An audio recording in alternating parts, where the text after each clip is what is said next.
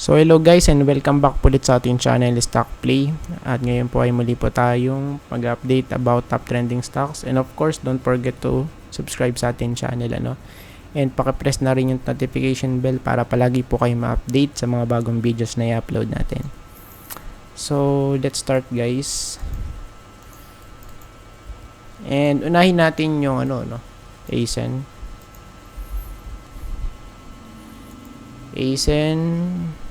So for now, okay, maganda ba yung close kay Friday ngayon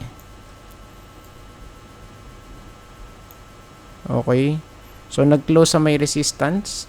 Then tignan natin kung sa next week ba kung saan papunta to, Since nasa resistance Ayan, pero nakaabang na yung support. Of course, yung support natin nandito guys, ayan sa 4.8. Then yung possible dito, next resistance kasi is nag-base na tayo dito guys.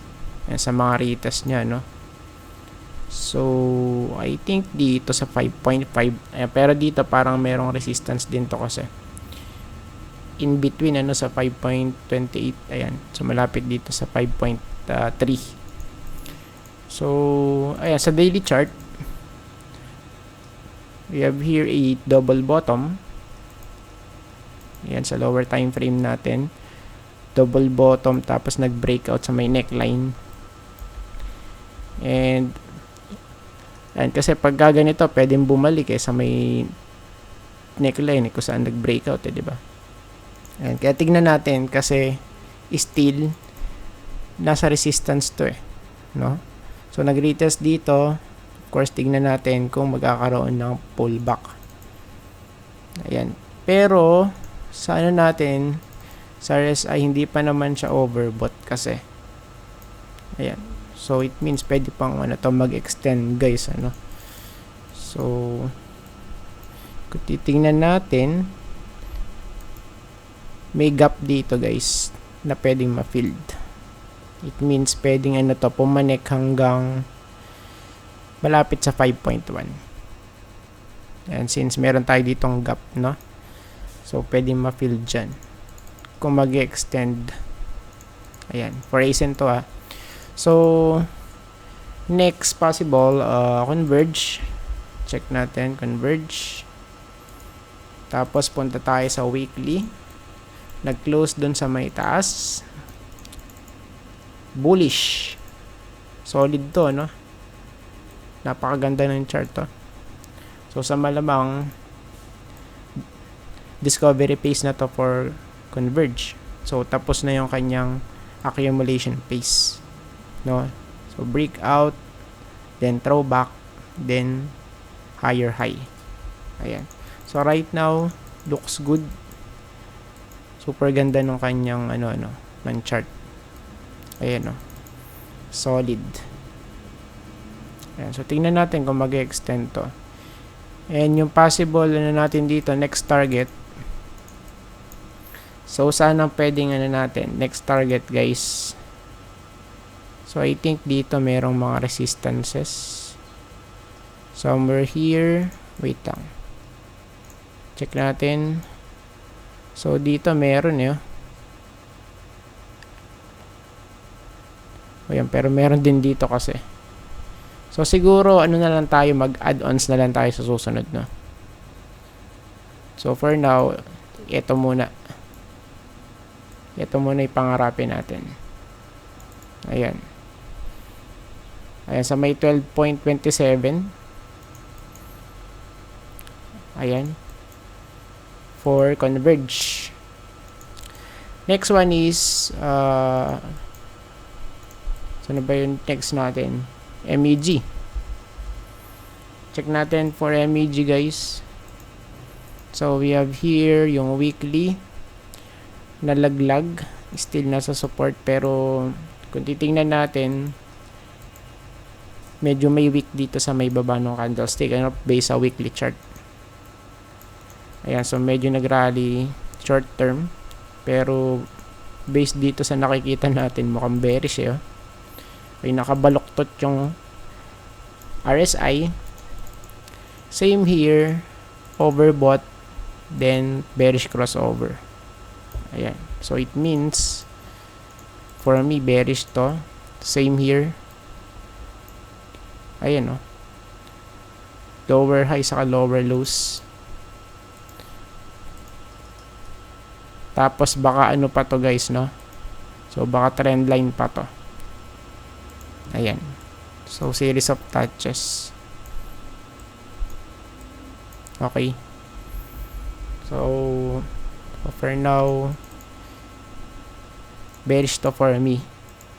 Based sa weekly chart. Then, sa ano natin, sa daily chart. Since overbought dito, pwede naman mag-rally to guys. Even though na bearish tayo dun sa weekly. Pero kasi ang unang mangyayari, yung nasa lower time frame of course. No? So, dito, pwede siyang mag-rally sa 1.8. 1.82. Malapit dito sa may green box. Okay? Or even dito kasi trend line to. So, at least malapit sa 1.88. Ayan. So, for now, ito muna yung ano natin. Update natin for MEG. Next one is MRC. Wait lang natin. Shoutout sa mga ano natin dyan. Mga loyal viewers natin. Shout out. Okay, 0.55 nag-close for MRC and we know that new all-time low na to for this one. So for me, it's too risky na pasukin to kasi okay, wala na tayong basehan dito for now, Ayan, pero kung makabalik siya guys, so yun siguro yung ano natin, pwede nating maging opportunity for this one. Ayan, so kung bababa tayo 0.55 since nakawa na tayo dito weekly. So kanina ba to? Wait lang. Okay, 28. So kung makakabalik, okay, so kung makakabalik, goods, then okay, ayan, so pullback. Okay, ayan. So, basta mag-sideways goods yan. Pero kasi, kung malalaglag to, tapos, mag-retest at hindi makapanik. So, yun ang delikado. Okay? So, dalawa yung ano natin dito, scenario. So, pwede pa tong lumalim. Ayan, for me, pwede pa tong lumalim, guys. So, pwede pa tong mag-create ng new all-time low for MRC. And kaya for now, in my opinion, so let's wait muna. Let's wait for this one. Ayan. RCI. Check natin RCI. Okay, sa weekly tayo. Medyo namumula. Ayan, for this one, medyo namumula siya. Still malapit do sa may support. 3.2. Closed at 3.32. Okay, sa weekly tayo guys. Ayan, pero dito, so nag-stay lang guys. Okay, for now, since malapit sa may support, so tignan natin sa next week kung magra-rally dito sa 3.85. Ayan. So since malapit sa support, so pwede mag-retest dito. 3.9, so at least doon. Ayan. So wag nga lang bubuhusan to, Then yung last but not the least, SMPH. SMPH. Okay, punta tayo sa weekly. Ayan, para makita natin yung overall trend na to, So 26 yung support and right now nasa resistance. Ayan, 28.3 nag-close.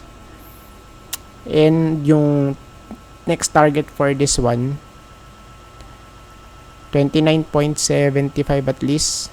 Ayan, sa may green box natin. Next green box. Dito yan. So, overall, pagka chinek natin to, for me, bearish pa rin to guys. So, bakit ko nasabi? May trend siya, oh. O, diba? So, channel to. Ayan. So, mukha siyang channel, guys, diba? So, of course, hanggat walang breakout dyan, eh, magiging bearish. Still bearish, no? Ayan, for me. Then, sa daily chart, so wait lang, i-check muna natin dito. Ayan. So, goods naman dito, guys. So, pwede nga mag-rally, ano? Higher low, tapos higher high goods. Ayan. So, paano naman sa, ano, sa daily? Sa daily, tingin ko, pwede naman mag-rally talaga, no? Sa 29.75, malapit dito. Ayan, so medyo maganda naman yung chart niya. No? Ayan. So, wag nga lang, ano, biglang pipitikin kasi over, ano na to eh. Overbought na yung kanyang stochastic. No? So, kung mag-extend, so, possible mahit to. Yung, ano na to, 29.75 na yan. Or kung mag-round off tayo, malapit sa 30. Ayan, no? So, I think tapos na po tayo, guys, at maraming salamat po sa panonood and see you po sa next video. Bye-bye and God bless.